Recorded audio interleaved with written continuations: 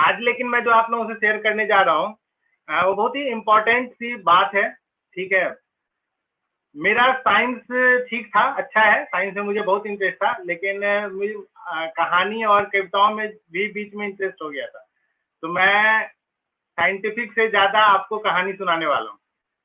ठीक है, लेकिन उसमें साइंस भी होगा, वेरीफाइबल साइंस होगा। आप डेफिनेटली जहां भी जो भी मैं साइंटिफिक बात करूंगा आप उसको वेरीफाई कर सकते हैं। ठीक है, मैं साइंस के साथ छेड़खानी नहीं करता हूँ, लेकिन कहानी भी बीच में होगा जो थोड़ा सा आपको लगेगा कि अच्छा ये साइंटिफिक नहीं है। तो अगर मैं बात करूं कि इंसान का जो लेटेस्ट आप देख रहे हैं मॉडल, हम लोग जो है लेटेस्ट मॉडल इंसान का, ठीक है, कितना साल पहले अपग्रेड हुआ होगा मुझे नहीं पता, हो सकता है 10,000 साल पहले ये लेटेस्ट मॉडल बना होगा। और उस टाइम में जो हमारे बॉडी के ऑर्गन्स डिजाइन किए गए होंगे, हार्ट, लंग्स और जितने भी बॉडी में ब्रेन है सब कुछ, वो अगर मेरा अगर एस्टिमेशन रहे तो वो 1600 ईस्वी तक चलने के लिए बना था कि 1600 ईस्वी तक जो धरती है, नेचर है, उसके बाद ये इंसान का शरीर नहीं काम करेगा। ठीक है, क्योंकि नेचर में बहुत ऐसे फोर्सेस हैं जो हमेशा आपके अगेंस्ट काम करते हैं। ठीक है, आप स्पेस में चले जाओ और एक बार हेलमेट खोल दो तो आपके जो ब्लड वेसल्स हैं वो ब्लो आउट हो जाएंगे, ब्लड से, शरीर से सारा ब्लड बाहर निकल आएगा। आपको जुपिटर पे अगर लैंड कर दिया जाए तो आपका ये हेड जो है वो इतना भारी हो जाएगा कि आपका पूरा का पूरा बोन स्केलेटन क्रश हो जाएगा उसके वजन से, है ना। तो यूनिवर्स जो है, एक इंसान उसमें एक बहुत ही डेलिकेट लिविंग थिंग है, और इंसान ही नहीं, इनफैक्ट जितने भी लिविंग थिंग है वो बहुत ही डेलिकेट बैलेंस में जिंदा रहते हैं। ठीक है, और हमारे हार्ट और लंग्स ये सब कुछ जो है वो एक एक्सट्रीम से बाहर नहीं झेल सकता है, एक लिमिट है जिससे बाहर वो नहीं सरवाइव कर सकता है। अगर आप आसपास का टेम्परेचर 55 डिग्री से क्रॉस कर दीजिए तो आप हीट स्ट्रोक से आपकी डेथ हो सकती है। अगर आसपास का टेम्परेचर आप -15 डिग्री से कम कर दीजिए और आपको ओपन में छोड़ दिया जाए तो आप कोल्ड से फ्रीज होके मर सकते हैं। मतलब आप इस धरती पे ही देखेंगे कि एक्सट्रीम्स हैं और उस बीच में हम लोग सरवाइव कर रहे हैं। तो मैंने जो ये बताया था वैसे कि 1600 ईस्वी के बाद इंसान को ऐसा बनाया गया था वो सरवाइव नहीं करे, लेकिन फिर भी इंसान के पास ब्रेन है, राइट। इंसान ने मशीन बना ली है और वो मशीन इंसान को प्रोटेक्ट करता गया। ठीक है, धरती पे इतना फूड नहीं, अगर पुराने तरीके से फूड का एग्रीकल्चर किया जाए तो इतना फूड नहीं हो सकता है कि आज 7 से 7.5 बिलियन लोगों का पेट भरा जा सके। इट्स साइंस एंड टेक्नोलॉजी जो आज इतने लोगों का पेट भर रहा है। हम फर्टिलाइजर, पेस्टिसाइड सबके बारे में इतना बुरा बोलते हैं, लेकिन आप पेस्टिसाइड और फर्टिलाइजर को हटा देंगे तो आपका पेट भरना मुश्किल हो जाएगा, राइट। That's science. 2020 में आप हैं, 2021 में जो हम सब जाएंगे, it's because of science. Corona खत्म कर सकता था, लेकिन अगर आपके पास मोबाइल फोन नहीं होता तो आप लॉकडाउन सरवाइव नहीं कर पाते, आपके पास इंटरनेट नहीं होता तो आप लॉकडाउन को सरवाइव नहीं कर पाती है दुनिया, राइट। वी हैव साइंस जो कि आपको आगे लेके जा रही है, और साइंस के साथ क्या होता है कि आपको अपग्रेड होना बहुत जरूरी है। जो नेक्स्ट थ्रेट है वो, उसको अभी का साइंस उसको प्रोटेक्ट नहीं कर सकता है, आपको अपग्रेडेड साइंस पे जानना होगा। और वो मैं आपको आपके साथ शेयर कर रहा हूं कि नेक्स्ट 5 ईयर आपके लाइफ में जो सबसे बड़े चैलेंजेस आने वाले हैं एक इंसान के लाइफ में, उससे क्या प्रोटेक्शन है। अगर आप अपने इमेजिन कीजिए कि आपके घर में अगर फ्रिज नहीं हो, तो शहरों के घर में क्या होता है ना, तो हवा आती है, न ही सनरेज आते हैं। आप फूड पॉइजनिंग से मर जाएंगे अगर रेफ्रिजरेटर नहीं हो। कब कितनी बीमारियां होंगी आपको पता नहीं चलेगा। अगर आपके घर में एसी नहीं हो सही से, तो ऐसे घर बन रहे हैं जहां पे टेम्परेचर का कोई सर्कुलेशन नहीं है, आपको अलग अलग तरह की बहुत सारी बीमारियां हो जाएंगी, राइट। बहुत सारे ऐसे गैजेट्स हैं जो हमको आज जिंदगी में, दुनिया में सर्वाइव रहने के लिए तैयार रखते हैं।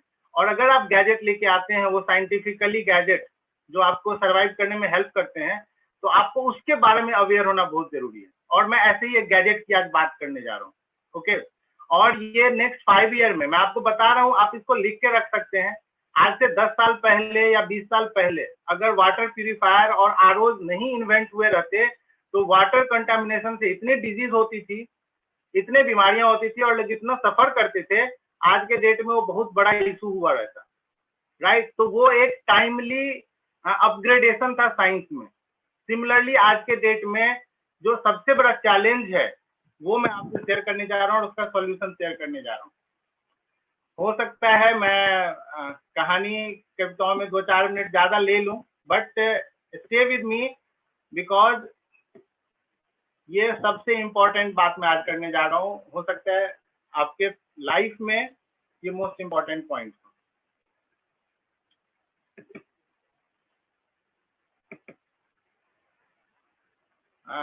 चलिए जी, आप कंफर्म करेंगे कि क्या मेरा पीपीटी विजिबल है? जी भैया, विजिबल है आपका पीपीटी। ओके, तो ये पहला, जब मैं साइंस की बात कर रहा था तो आपको मैं बता रहा था एयर, राइट। आप फूड की बात हो गई, वाटर की बात हो गई, बहुत सारी चीजें बात हो गई, लेकिन एयर आपके लाइफ में कितना इंपॉर्टेंट है आप जानते हैं। कहते हैं कि 3 हफ्ते आप जिंदा रह सकते हैं फूड के बिना, 3 दिन आप सरवाइव कर सकते हैं पानी के बिना, लेकिन आप एयर के बिना 3 मिनट भी सरवाइव नहीं कर सकते। और वो एयर जो है जो आज डेंजर में है, एंडेंजर्ड है। कहते हैं कि स्पीसीज एंडेंजर्ड होता है, लेकिन जो एयर चाहिए लिविंग बीइंग को सरवाइव करने के लिए वो एंडेंजर्ड है। और उसमें है क्या? वो है गैप। ठीक है, कि गैप क्या है इसको आपको समझना है, और उससे प्रिवेंट करने के लिए जो भी साइंटिफिक गैजेट्स अवेलेबल हैं आपको यूज करने हैं। ठीक है, तो गैप को आप ऐसे रखेंगे, एक एक्रोनिम है, जी फॉर गैसेज। आपके एयर में, घर के एयर में की मैं बात कर रहा हूँ, बाहर तो और भी बहुत सारे हैं। आपके हाउस होल्ड के अंदर जो एयर है उसमें बहुत तरह की गैसेज हैं, कुछ के नाम मैंने रखे हैं, और ये सारे डेंजरस गैसेज हैं जो आपके बॉडी में जाते हैं, आपके सिस्टम्स को, आपके हार्ट को, आपके लंग्स को, आपके ब्रेन को, सबको इम्पैक्ट करता है। ये वोलेटाइल ऑर्गेनिक कंपाउंड्स हैं जो आपके घरों में यूज होता है। आप जो भी साफ सफाई करते हैं, आपके घर में रेफ्रिजरेटर है, आपके घर में एसी है, सब में से कुछ ना कुछ गैसेज निकलते हैं। और हम क्या, गैस लीक हो जाता है और हम गैस भरवा लेते हैं, तो लीक होके गैस गया कहाँ, राइट। हमने उसको ब्रीथ भी किया बहुत सारा। फिर उसी का दूसरा है कि टॉक्सिक वोलेटाइल ऑर्गेनिक कंपाउंड, कुछ ऐसे गैसेज होते हैं टॉक्सिक होते हैं, वो भी है हमारे एयर में। इसके बाद बेंजीन है। जितने भी ऑर्गेनिक कंपाउंड सब घर में यूज करेंगे उसमें कुछ ना कुछ बेंजीन बनता रहता है। आप कुकिंग करते हैं तो उसमें बहुत सारा केमिकल रिएक्शंस होता है जो आपके घरों में वो केमिकल गैसेज के फॉर्म में आते हैं। फॉर्मल्डिहाइड है, ओजोन है, नाइट्रोजन डाइऑक्साइड है, सल्फर डाइऑक्साइड है। ये सब कुछ ऐसे गैसेज हैं जो कि हमारे लाइफ में डेंजरस हैं, जिसके सराउंडिंग में रहना।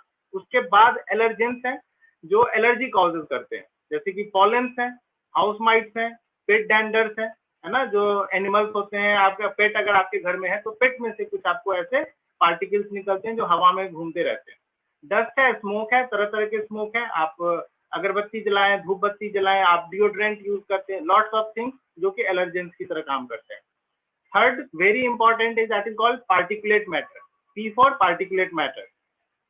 अभी जो क्लासिफिकेशन है पार्टिकुलेट मैटर की, that is PM10 and PM2.5। PM क्या होता है?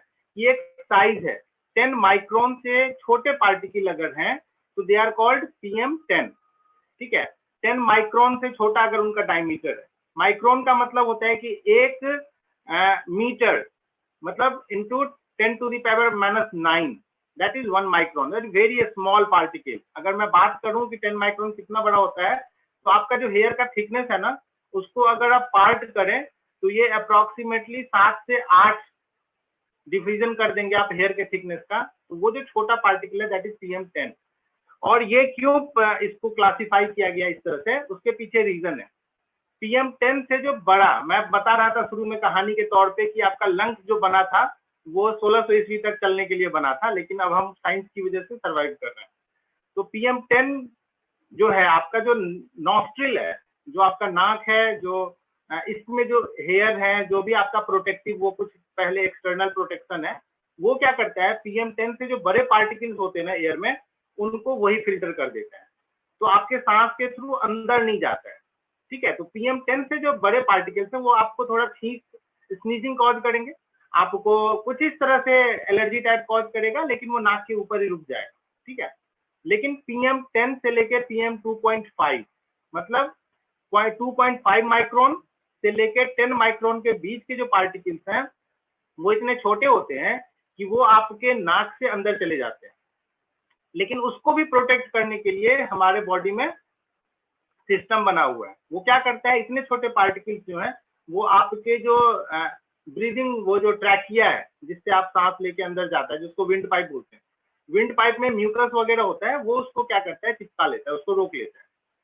ठीक है, और वो फिर स्नीजिंग से बाहर जा सकता है, या फिर वहां पे रखा हुआ है वो बलगम के फॉर्म में कफ के थ्रू वो बाहर निकल देता है बाद में। लेकिन अगर बहुत सीवियर हो तो वो डेंजर भी करता है। आपको बहुत तरह की खांसी और ये तकलीफ आजकल देखेंगे शहरों में, जिसको खांसी होती है वो खांसी ठीक ही नहीं होती रहती है ना, वो उसी लाइनिंग्स में जो है ना, वो जो ट्रैकियल लाइनिंग्स है उन सब में वो चिपके रहते हैं और वहां पे वो इन्फ्लामेशन कॉज करते हैं। PM2.5 से जो छोटे पार्टिकल हैं दे आर वेरी डेंजरस, और वो क्या होता है, वो चला जाता है आपके लंग्स में।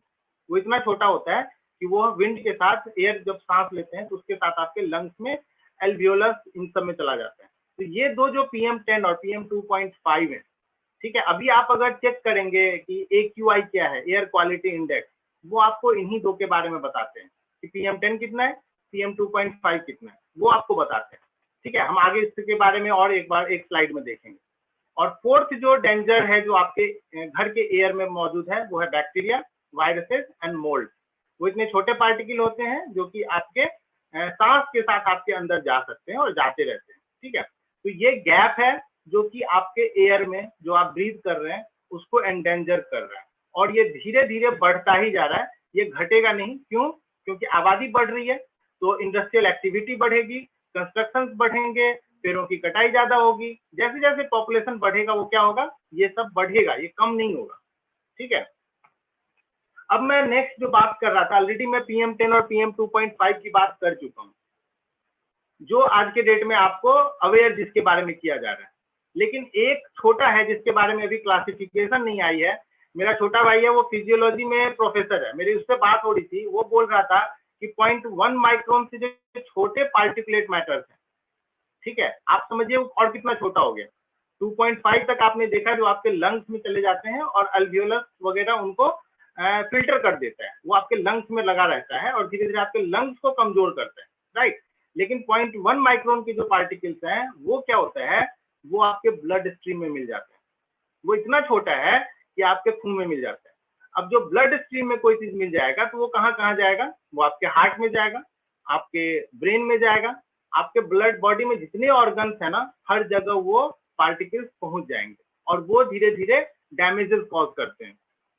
रिसेंट में हर जगह इतनी बड़ी बड़ी स्टडीज हो रही है पॉल्यूशन को लेके। ठीक है, कुछ मैंने रिसेंट आपको यहाँ पे दिखा रखा है। एक देखिए कि air pollution is linked to rise in depression. लोग सोचते हैं कि पॉल्यूशन जो है वो छींक खांसी तक हो जाती है या लंग्स को इशू करता है, नहीं, वो आपके डिप्रेशन तक जा रहा है, मतलब ब्रेन को इम्पैक्ट कर रहा है। एक जगह आया था कि इंटेलिजेंस कम हो रहा है लोगों का, बच्चों का, ड्यू टू एयर पॉल्यूशन। और ये बड़े बड़े जो रिसर्च ऑर्गेनाइजेशन है उन सब ने किया हुआ है। आप देखिए कि राइट साइड में टॉप पे है, air pollution considered as leading risk factor for stroke and cardiovascular disease, ये लैंसेट रिपोर्ट है ना। फिर आप देखिए कि air pollution now biggest health risk in India, इसमें दिया हुआ है कि एयर पॉल्यूशन की वजह से कितने डेथ हुए हैं, और 1.16 lakh infant died in the first month of 2020 due to air pollution. फिर उसके बाद आप देखिए कि air pollution linked to greater risk of dying from कोविड-19 इन द यूएस। अब जो कोविड की वजह से लोग मर रहे हैं, कहते हैं कि आपका एक तो वो वायरस आपके लंग्स को अटैक करता है और पॉल्यूशन की वजह से आपका लंग्स पहले से कमजोर है, राइट। तो वो डबल अटैक हो गया और वो बहुत ही डेंजरस कॉम्बिनेशन है। आप पॉल्यूटेड जगह पे हैं और कोविड अगर हो रहा है और अगर लंग्स तक इंफेक्शन पहुंच गया, इट्स वेरी डेंजरस। तो ये सब जो है ना, आप इसको देखिए, मैं जो बता रहा था कि आपका लंग एक फिल्टर ऑर्गन है, एयर को फिल्टर करके बॉडी के अंदर लेके जाता है ऑक्सीजन, राइट। और वो फिल्टर किस लिमिट तक काम करेगा, वो PM2.5 तक को फिल्टर कर सकता है।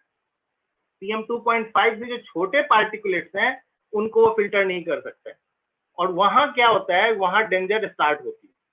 तो क्या कौन सा इंस्ट्रूमेंट है, मैं जो शुरू में बता रहा था कि गैजेट्स हैं, साइंस है, टेक्नोलॉजी है, जो आज के डेट में इंसानों को आगे लेके जा रहा है, सरवाइव करने में हेल्प कर रहा है। तो ये एक ऐसा वाइटल टेक्नोलॉजी है जो आपके घर में होना ही चाहिए। It's more important than anything else you are going to buy, anything else.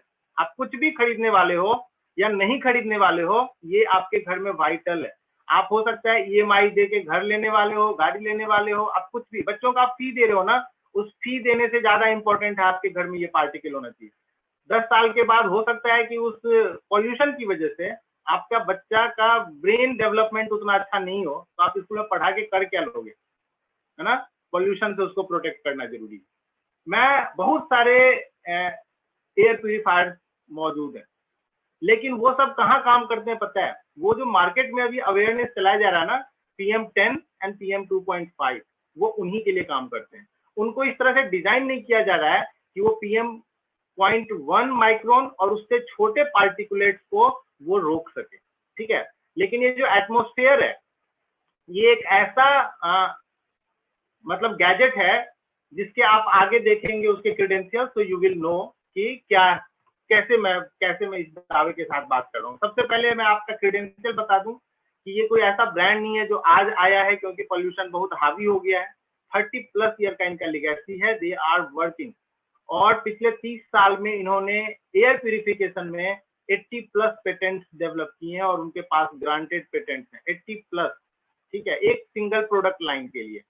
और अभी तक जब इंडिया में लॉन्च हुआ था लास्ट ईयर, तब तक 3.5 मिलियन से ज्यादा एयर प्यूरिफायर ये ब्रांड जो है वो निकाल चुकी थी। इनके कस्टमर्स जो है वो सर्टिफाइड कस्टमर्स थे।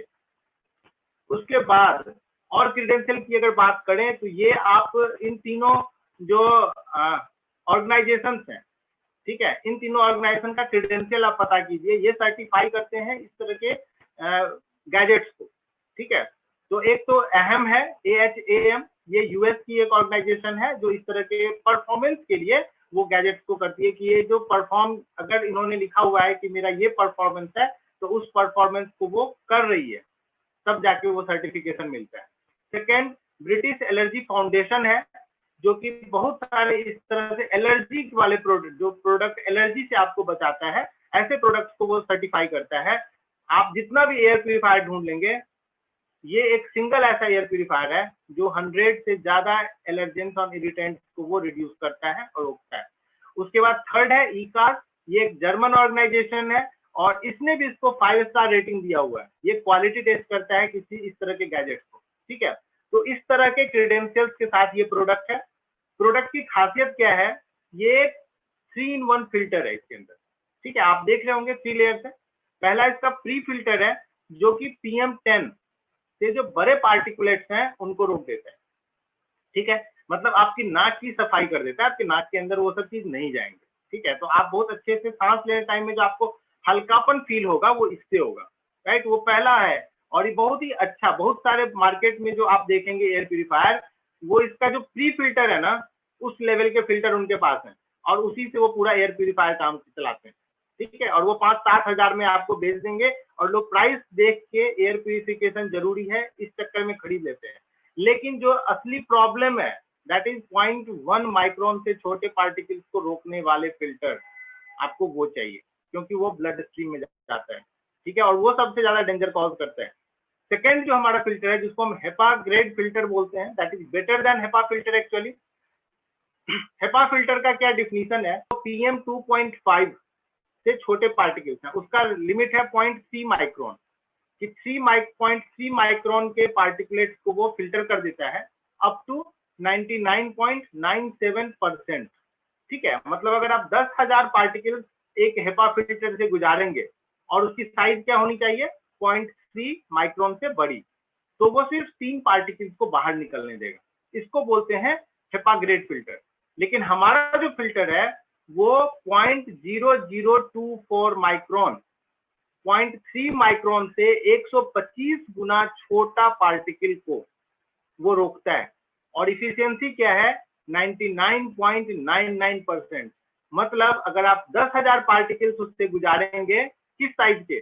0.0024 माइक्रोन के साइज के, तो वो उसको 100%, 99.99% रोक लेगी। 10,000 में से सिर्फ एक पार्टिकल बाहर निकलेगी। तो अगर मैं 0.1 माइक्रोन की बात करूं तो क्या उसको रोक लेगा? उसको 100% रोक लेगा। क्यों? क्योंकि 0.0024 को वो सिर्फ एक पार्टिकल्स को बाहर जाने देता है। थर्ड जो है वो है कार्बन फिल्टर। साइंस में हम लोग जानते हैं कि कार्बन के जो मॉलिक्यूल्स होते हैं उसमें क्या होते हैं? वो छोटे छोटे होल्स होते हैं और वो होल्स क्या करता है? गैसेस को एब्जॉर्ब कर लेता है। जो भी गैस उसके पास से गुजरेगा उसको एब्जॉर्ब कर लेता है और ये इतना स्टैंडर्ड है और ये भी पेटेंटेड है। ये नारियल का जो ऊपर का छिलका होता है उस छिलके को रोस्ट करके ये कार्बन पार्टिकल्स बनाए गए, और इसमें इतने कार्बन पार्टिकल्स हैं कि अगर उसका कंबाइंड सरफेस एरिया निकाला जाए तो वो 44 फुटबॉल फील्ड के बराबर है। मतलब इतना सरफेस एरिया है गैसेस को एब्जॉर्ब करने के लिए, ये किसी भी गैस को बाहर नहीं निकलने देता है। ये बात मैं ऑलरेडी कर चुका हूं कि 0.0024 माइक्रोन साइज के पार्टिकल्स को ये 99.99% इफिशिएंसी से, सिंगल पास इफिशिएंसी से ये उसको फिल्टर आउट करता है, और उसका डिफिनीशन नीचे लिखा हुआ है, यू ऑलरेडी नो इट। अब मैं आपको एक ये ग्राफ दिखाना चाह रहा हूं, और ये मैंने अच्छी जगह से लिया हुआ है, किसी लोकल प्लेस से नहीं लिया हुआ। आप इसमें दिया हुआ है पार्टिकुलेट मैटर्स के बारे में थोड़ा सा उसको सेग्रीगेट किया हुआ है।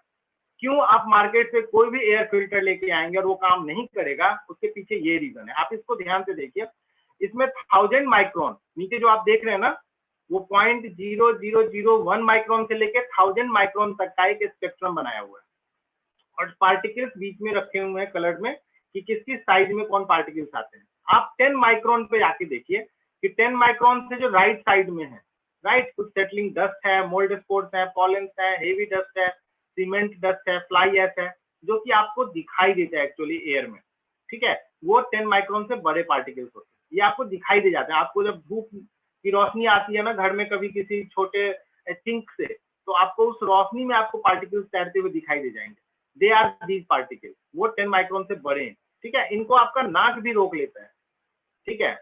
वैसे इसके लिए भी आपके घर में अगर फिल्टर है तो बहुत अच्छी बात है, लेकिन 10 माइक्रोन से छोटे आइए, और मैं बात कर रहा था 1 माइक्रोन तक के बीच में। आप देखिए मार्केट में जो भी आपको नॉर्मल फिल्टर्स मिलेंगे वो आपको 0.1 से 10 माइक्रोन के बीच के पार्टिकल्स को रोकने वाले मिलेंगे। 0.1 दिस, इसमें आप क्या क्या देख रहे हैं, स्मॉग है, टोबैको स्मोक भी पूरी तरह नहीं है, स्मॉग भी पूरा नहीं है, हाफ, कुछ बड़े पार्टिकल्स स्मोक से रुक जाएंगे। सस्पेंडेड एटमॉस्फेरिक डस्ट है, वो भी कुछ पार्ट रुक जाएंगे। टोबैको स्मोक का कुछ पार्ट रुकेगा, सूट का कुछ पार्ट रुकेगा, ठीक है। ये सब क्या होगा, 0.1 माइक्रोन से बड़े। तो जितने भी मार्केट में आप देखेंगे क्लेम करने वाले जो एयर प्यूरिफिकेशन सिस्टम बनाते हैं या फिल्टर्स बनाते हैं, वो इसी रेंज, इससे बड़े रेंज में लाई करते हैं। और ये हेपा जो है वो 0.3 है, मतलब इससे बड़ा।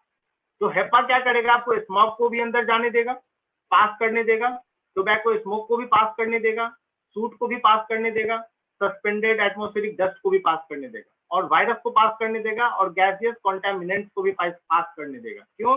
क्योंकि वो सब हेपा से छोटे पार्टिकुलेट्स हैं। अब मार्केट में बहुत सारे ऐसे ब्रांड है, अभी हाल में ही कुछ 1-2 ब्रांड ऐसी आई हैं जो कहते हैं कि हमारा हेपा 14 है, लेकिन उनका पार्टिकुलेट साइज जो है वो 0.3 है, 0.3 माइक्रोन है। आप कितना 99.995% से भी अगर आप क्लीन कर देते हैं तो भी वो गैसियस कॉन्टेमिनेंट्स को तो क्लीन नहीं किया, वायरसेस को तो वो रोक नहीं सकता है, सस्पेंडेड एटमॉस्फेरिक डस्ट को रोक नहीं सकता है, स्मॉग को नहीं रोक सकता है, टोबैको, सूट, और जो डेंजरस पार्टिकल्स हैं जो छोटे, मैं बात कर रहा था 0.1 से छोटे, उनको बिल्कुल नहीं रोक रहा है। तो फिर वो फिल्टर लेने का फायदा ही नहीं हुआ, राइट। अब जो मिनी है, मिनी की जो परफॉर्मेंस है वो है आपके एक सिंगल रूम की, अगर आपको बड़े साइज का आपका रूम है तो उस रूम के लिए 1 यूनिट सफिशियंट है। इसका CADR होता है, CADR is called clean air delivery rate. किस रेट से ये यूनिट जो है वो किस रेट से क्लीन एयर डिलीवर करता है, ठीक है। वो 220 मीटर क्यूब पर आवर है। आपके होम के लिए बहुत अच्छा है। आप इसमें देख रहे हैं कि अगर आपका रूम 200 स्क्वायर फीट का है, 200 स्क्वायर फीट एक तरह से हो गया 15 बाई 14, 15 फीट बाई 14 फीट का अगर आपका रूम है तो लगभग वो 200 स्क्वायर फीट का हो जाएगा। उस रूम को वो 1 घंटे में 5 बार उसके पूरे एयर को वो वैक्यूम क्लीन करते हैं। अगर वही रूम साइज थोड़ा बड़ा है, और बड़ा है, मतलब नॉर्मली तो 200 स्क्वायर फीट का रूम नहीं होता है कॉमन लोगों के घर में, ठीक है, हॉल होते हैं, और 325 ये आप समझ सकते हैं। अभी क्या चल रहा है, अभी आप ये लेने का बहुत अच्छा टाइम है, ठीक है। आप इसमें क्या होता है कि आपका ये फिल्टर जो है ना, इसके अंदर एक सिंगल फिल्टर है, 3-in-1 फिल्टर, जो आपको रिप्लेस करना पड़ता है। साल में 1 बार आपका रिप्लेस होता है, अगर आप कंटिन्यूसली इसको 24/7 चलाएंगे तो साल में 1 बार जब आप इसको रिप्लेस करेंगे, तो अभी अगर आप खरीदते हैं 30 नवंबर तक, तो आपको एक फिल्टर हर साल जब आप रिप्लेस करने के लिए खरीदेंगे तो आपको 1500 रुपए का आपको ऑफ मिल जाएगा, राइट। और ये मतलब 5 साल तक मिलेगा, तो टोटल 5500 रुपए की बचत होगी। वैसे प्राइस तो देखना ही नहीं चाहिए इस ऐसे, ये एक ऐसा इंस्ट्रूमेंट है, इसकी प्राइस आपको देखनी नहीं चाहिए इनफैक्ट। अगर ये लाख रुपए का भी होता तो ये बाय मस्ट है आपके घर में होना चाहिए ये क्योंकि अगले 5 साल में जो प्रॉब्लम्स आप फेस करेंगे due to polluted air breathe करने की वजह से, उससे ये आपको बचाता रहेगा। ये एक यूनिट वैसे 3 ईयर का वारंटी आता है, ऑन साइट वारंटी आता है, इंजीनियर आपके घर पे आके इसको ठीक कर जाएगा, नहीं ठीक कर पाया 3 साल के अंदर तो रिप्लेस कर देगा। एनर्जी इफिशियंट है, एक आपका ट्यूब लाइट जो है ना उससे कम एनर्जी कंज्यूम करता है, ठीक है।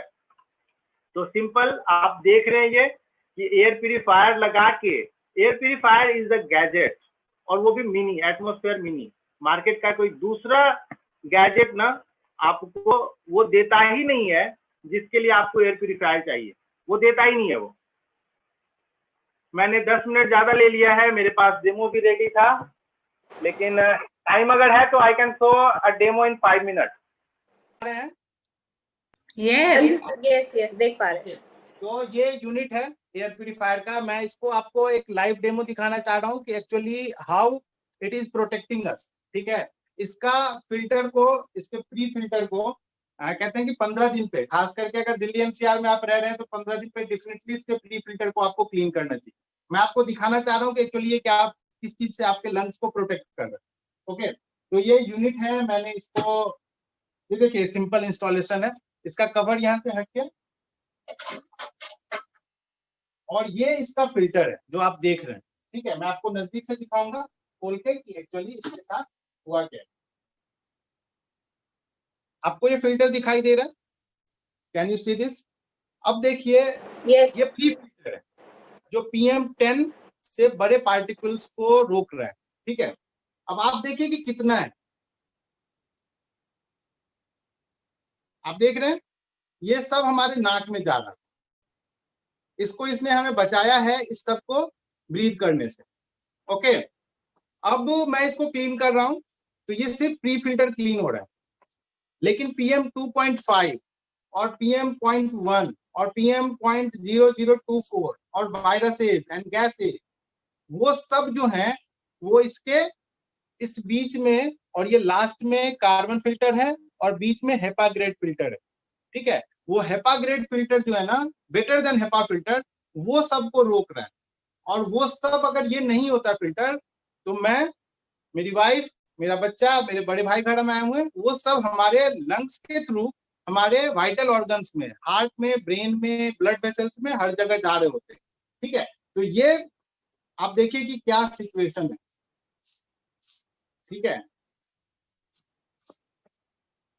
और ये काला हो गया है, एक्चुअली में जब आप नया खरीद के लाएंगे ये एकदम व्हाइट है, ये ब्लैक हो गया है। समझिए कि पूरा का पूरा सूट और स्मोक जो है उसको ये रोक रहा है। यही मैं दिखाना चाह रहा था। अभी मैं इसको अच्छे से क्लीन करूंगा तो उसके लिए मैं अभी आपका टाइम नहीं लूंगा, और सिंपल फिट हो जाता है। आपने इसको यहाँ फिट कर दिया और इसे लगा दिया,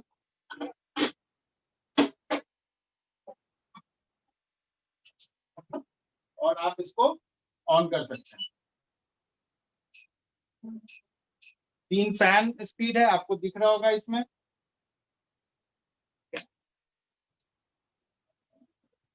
इसको फुल स्पीड पे चलाया है, और अभी हमारे घर में जो एयर क्वालिटी है, क्योंकि ये लगातार चल रहा था, तो ये ऑरेंज है, मतलब ये ठीक ठाक है। अभी ये ग्रीन हो जाएगा, इसका मतलब घर का एयर जो है सो पूरी तरह से क्लीन हो गया।